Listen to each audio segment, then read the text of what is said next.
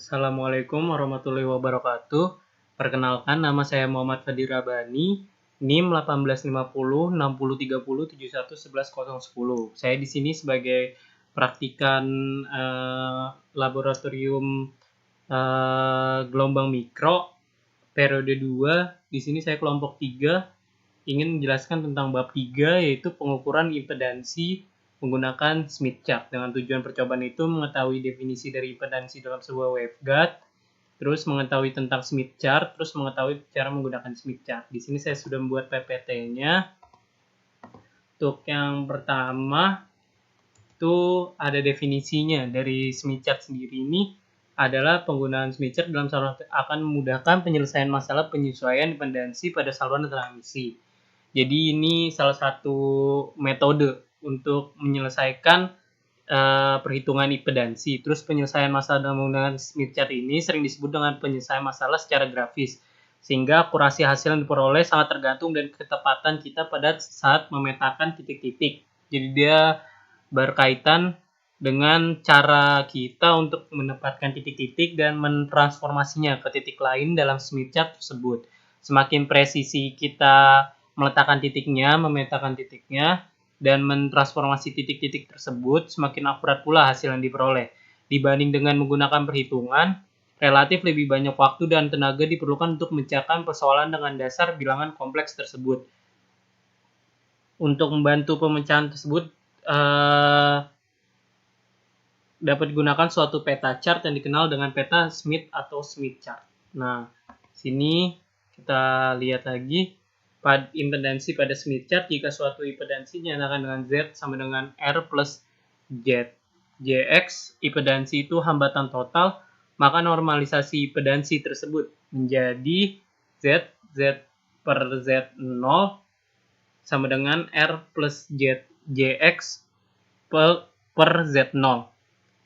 Itu untuk rumus dari impedansinya sendiri, seperti itu.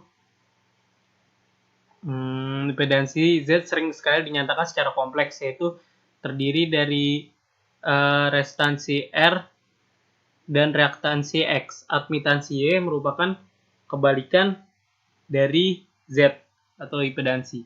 Admitansi itu Y. Lalu bisa saya jelaskan lagi terkait normalisasi impedansi ini. Setiap impedansi atau admitasi yang dipetakan pada Smith chart itu harus dinormalisasi terhadap impedansi karakteristik saluran Z0 dan digunakan notasi Z. Nah, jadi ini untuk normalisasinya.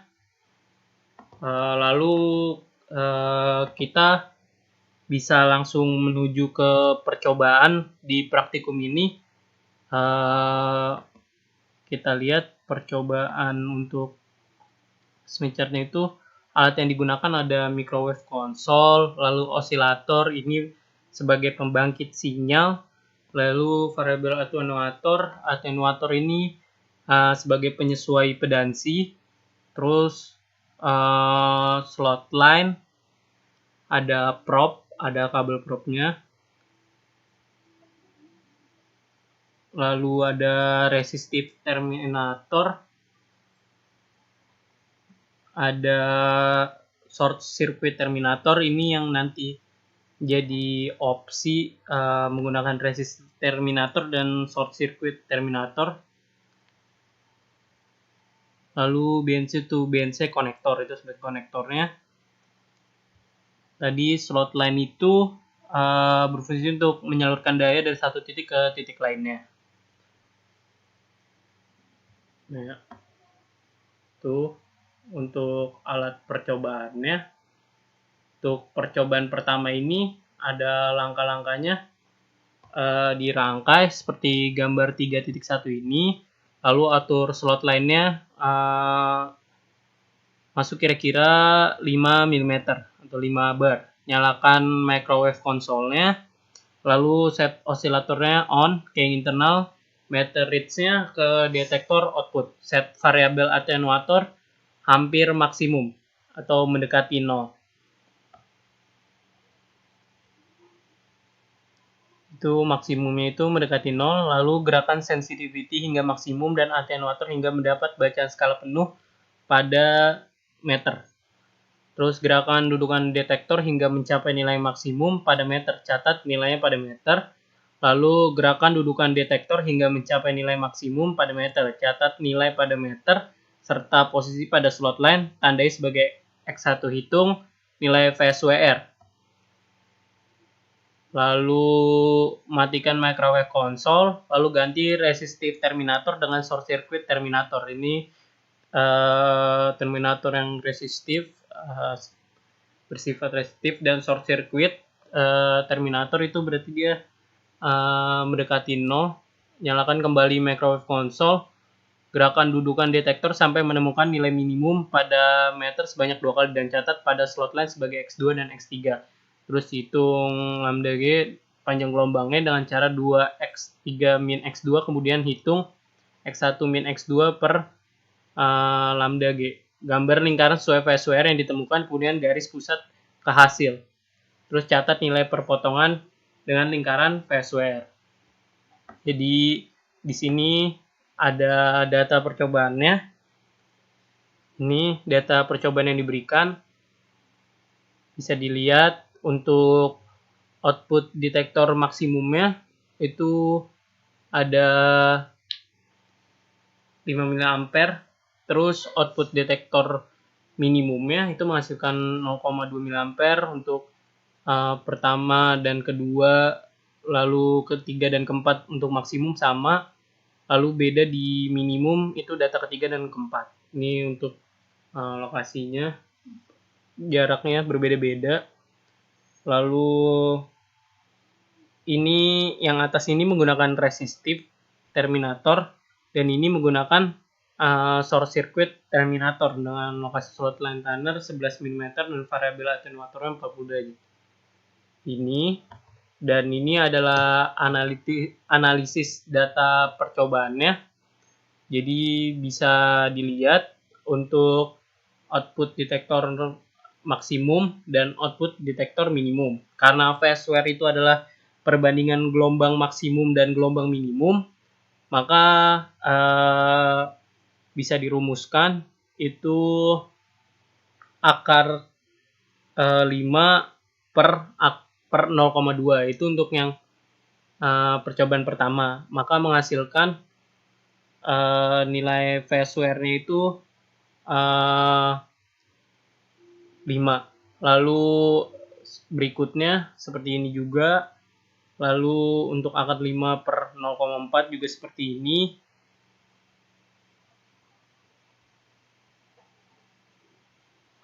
Ya, lanjut juga seperti ini lagi. Udah. Lalu untuk nilai yang dihasilkan untuk lambda G-nya itu panjang gelombangnya itu rumusnya 2 kali X2 min X3 sama dengan 2 kali 50 min 33 yang akan menghasilkan 34, lalu 2 kali X3 min X4, 2 kali 33 min 19 itu akan menghasilkan nilai 28. Ya, seperti itu untuk lambda G-nya. Lalu ini X1 min X2 ini 17/34 itu 1/2, dan ini yang kedua X3 min X4 per lambda G-nya setengah juga sama. Ya, jadi seperti itu untuk analisis data percobaannya. Lalu impedansi ternormalisasinya ini harusnya 0,25. Lalu lanjut untuk percobaan kedua. Ya, kita lihat ini ada percobaan kedua dengan masih sama alat percobaannya. Dirangkai seperti ini, atur slot line-nya kira-kira 5 mm, sama nyalakan microwave console, set oscillator on ke internal, meter reads ke detektor output, maksimalkan sensitivitas dan set atenuator sumber dan beban pada atenuansi minimum. Gerakan detektor hingga mendapatkan skala penuh pada meter.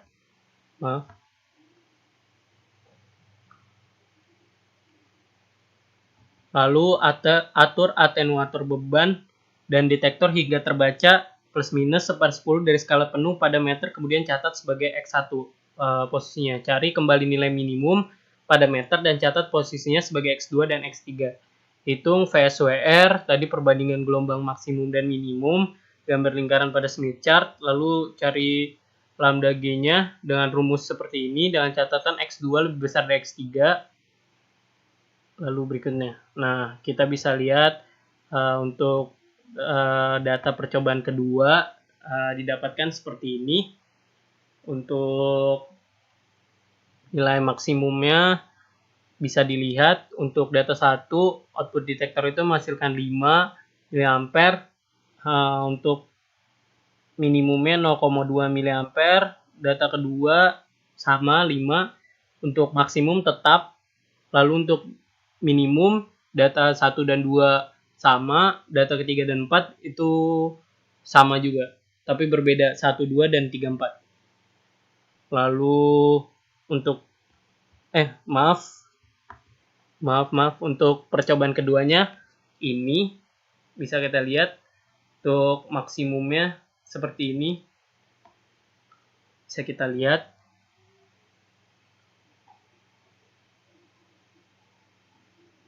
Ini datanya mungkin lumayan terpaut jauh. Bisa kita lihat seperti ini.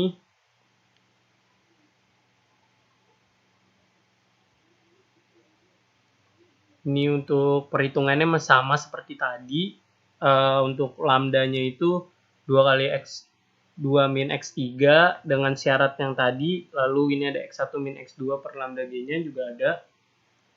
Nah,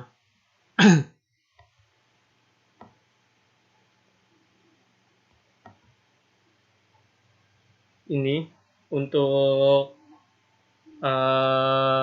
tadi itu analisisnya. Maaf saya belum bacakan data percobaannya. Itu posisi probe mendapatkan skala penuh. Terus 16 mm, nilai variabel atenuator itu 10 derajat. Posisi probe mendapatkan plus minus 1/10 skala penuh itu ada di 21 mm, nilai variabel atenuator beban 10 derajat. Nah, ini yang dihasilkan oleh output detektornya, dan ini analisis datanya.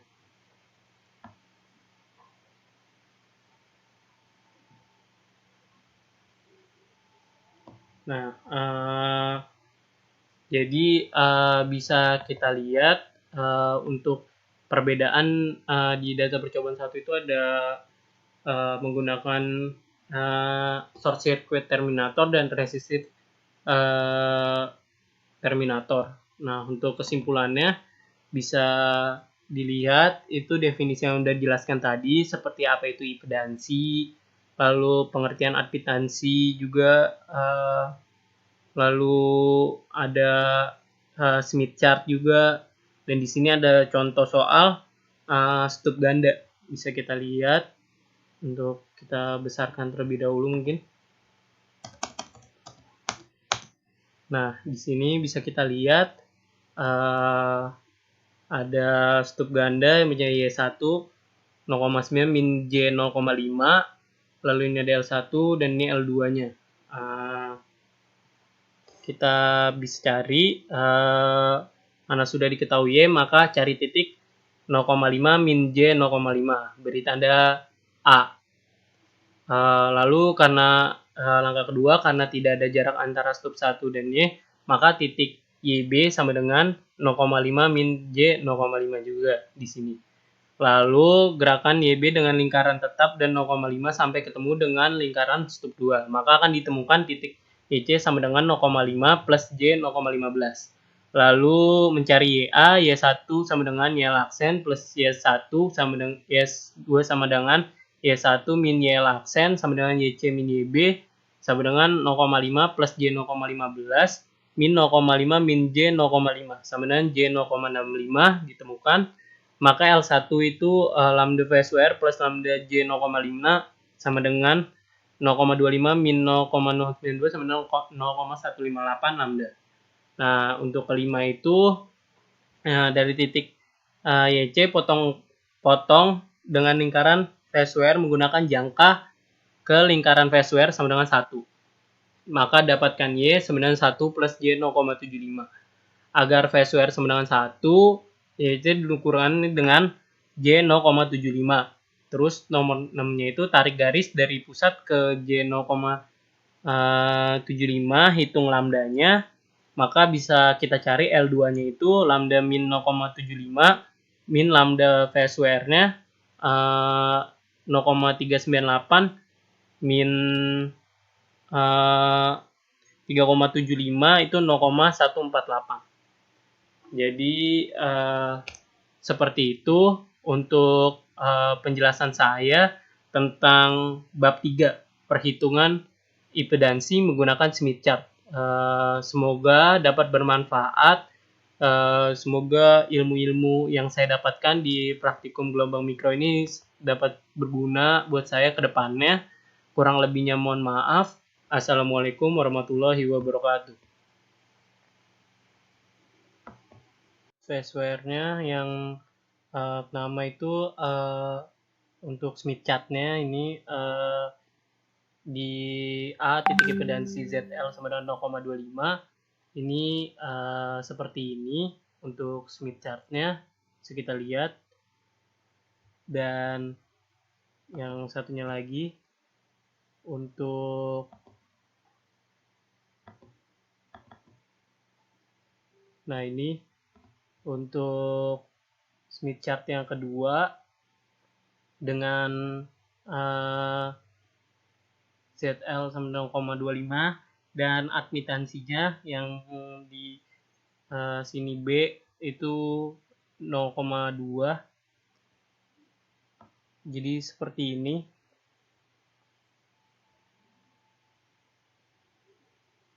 untuk Smith chart-nya.